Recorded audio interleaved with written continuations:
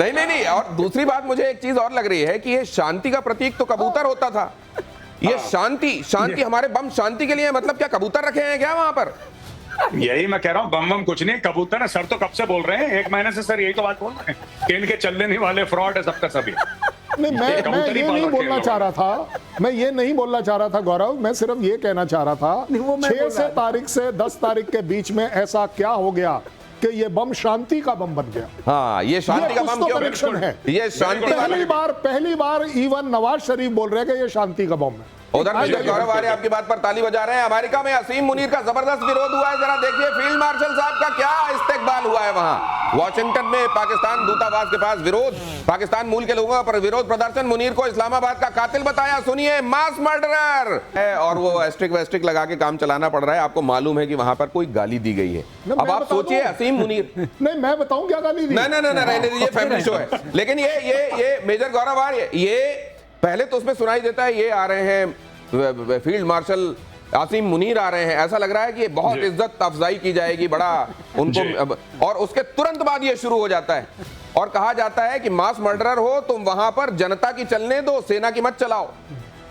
अरे साहब, ये जो इशाक डर जिसके बयान का आप हवाला दे रहे थे, उसको भी तो चोर चोर चोर चोर जब हो जाता है कहीं पे। हाँ, जब नवाज शरीफ जाता है उसको भी चोर चोर। ये सारे के सारे ऐसे हैं कि पाकिस्तानी इनसे त्रस्त हैं। इनको इंडियंस नहीं चाहिए कि इंडियन वहां पे किसी को जाके ट्रोल करे। पाकिस्तानी कहते हैं भाई आप घर पे बैठ के चाय पियो, हम बहुत हैं, हम संभालते हैं आसिम मुनीर को।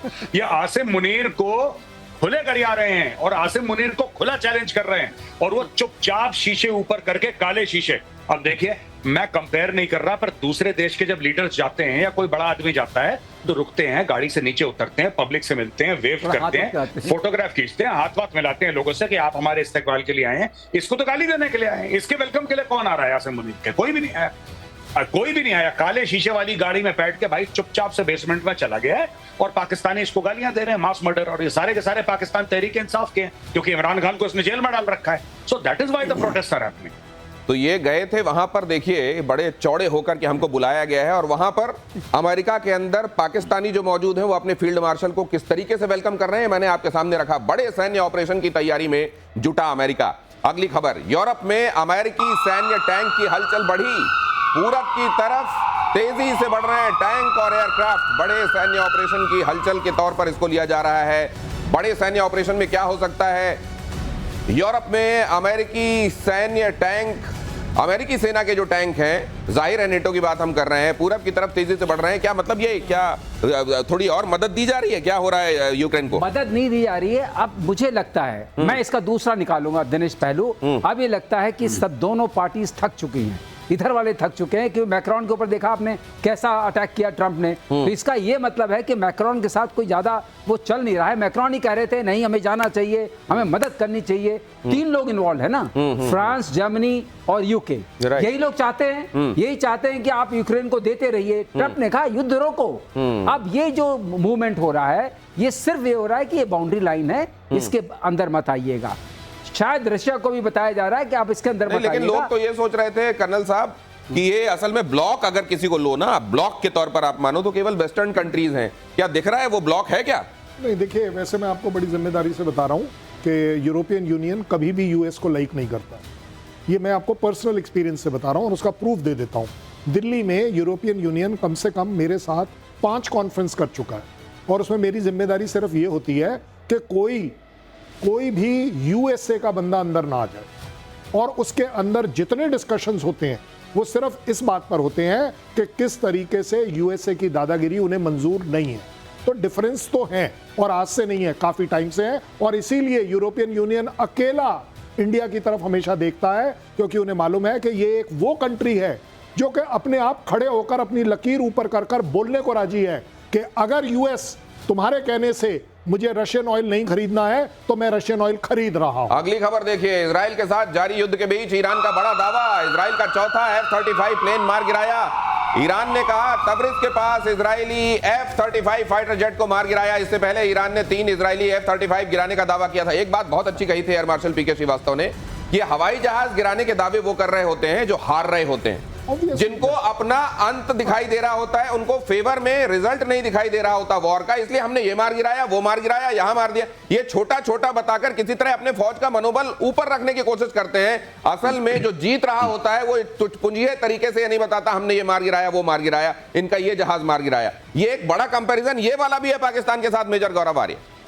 नहीं, बिल्कुल, आप बिल्कुल ठीक कह रहे हैं। और देखिए, जब इजराइल ने ऑपरेशन करा, भारत, आपने ऑपरेशन सिंदूर और ऑपरेशन राइजिंग लायन की एक और सिमिलैरिटी, बिल्कुल आपने जो बात करी है उसी को आगे ले जा रहा हूं दिनेश। आप ये देखिएगा कि जब हमने पाकिस्तानी इलाकों पे, खासतौर से जो टेररिस्ट बेसिस थे, जब वहां पे हमने बम मारे थे, तो पाकिस्तानियों ने उसका प्रूफ दिया था, हमें प्रूफ देने की जरूरत नहीं थी, राइट। इसी तरीके से जब इजराइल मार रहा है तो वहां पे ईरान करा रहा है और बोल रहा है कि हमारे आर्मी चीफ को मार दिया, दूसरा वाला था उसको भी मार दिया, ये IRGC के हेड को मार दिया, एयर डिफेंस के हेड को मार दिया। इजराइल बाद में बोल रहा है, पहले ईरान चिल्ला चिल्ला के बोल रहा है। तो ये आप बिल्कुल ठीक कह रहे हैं, ये इसका दूसरा पहलू ये भी है। और चुटपुंजी खबरें कि हमने उसके 2 F-35 मार दिया, अच्छा उससे क्या होगा? मैं कह रहा हूं चलो मानते हैं तुमने मार दिया, जो कि झूठी खबर है, पर मान लो तुमने मार दिया, अच्छा फिर क्या होगा?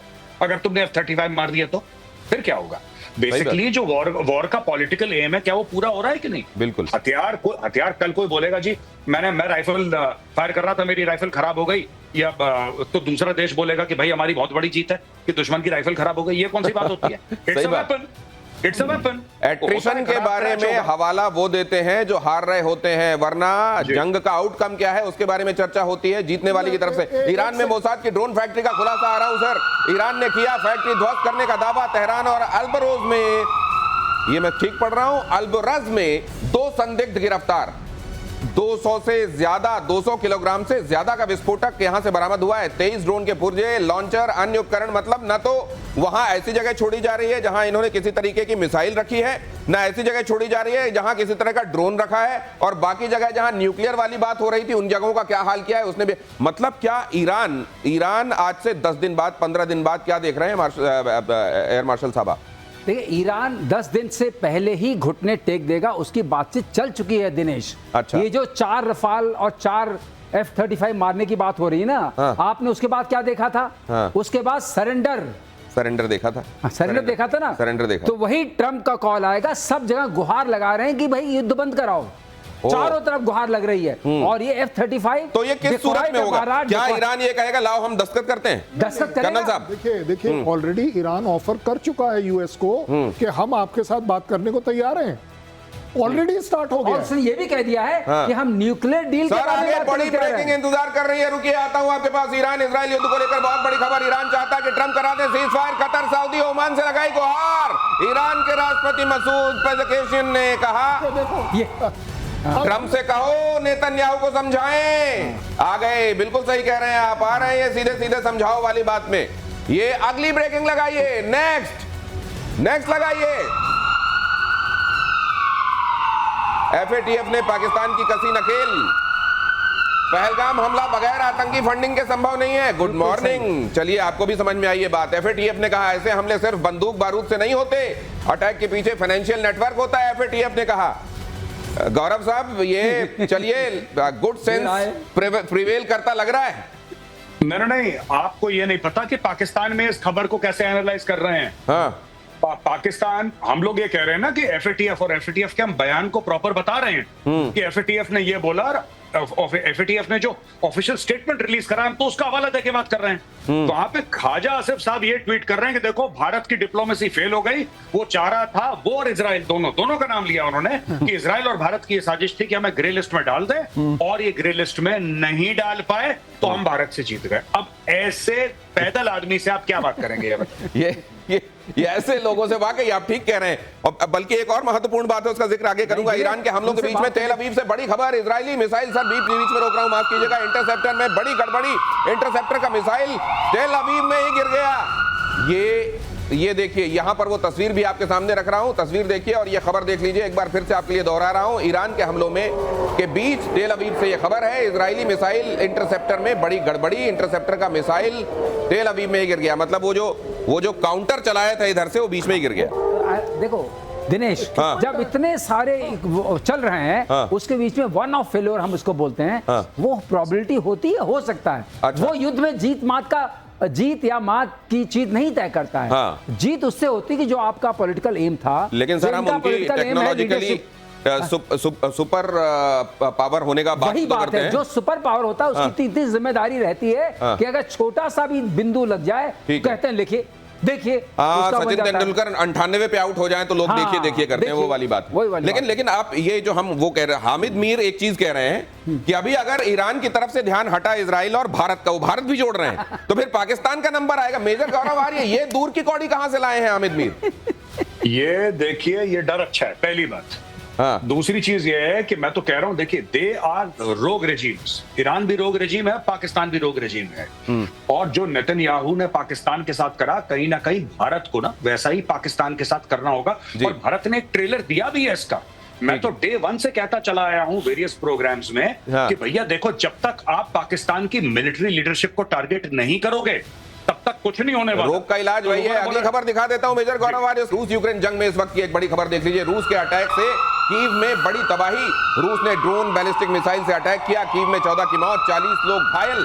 ये इसलिए बता रहा हूं क्योंकि मेगा पिक्चर भी आपको देखना बड़ा जरूरी है। कुल मिलाकर क्या हो रहा है वर्ल्ड में, एक लाइन में एनालिसिस क्या दिखाई दे रहा है महीने भर बाद विश्व की स्थिति, मेजर गौरव आर्य? देखिए, मुझे तो ऐसा लग रहा है कि चीजें सुधरने से पहले एक बार और बिगड़ेंगी। चाहे शांति की गुहार, चाहे सीजफायर की गुहार लगा रहा हो ईरान में और आग लगना बाकी है, क्योंकि एम पूरे नहीं हुए। एक लाइन में आपने कहा अभी स्थिति और बिगड़ेगी सुधरने के पहले, आपको क्या लग रहा है सर? बिल्कुल सही है। यही एक होगा। बार जब तक वो कहते हैं ना, हाँ। अशांति और तूफान आना जरूरी है शांति के लिए। कुछ मतलब ये किस हद तक बिगड़ेगी कर्नल साहब? कितना बिगड़ जाएगा सुधरने के पहले? नहीं, देखिए, जब बिगड़ने की वाली बात आती है ना, आप सुधारेंगे तो जब जब बिगड़ेगा। अब जब बिगड़ेगा तो ट्रंप के लेवल पर ज्यादा बिगड़ेगा, तभी तो कुछ सुधरेगा।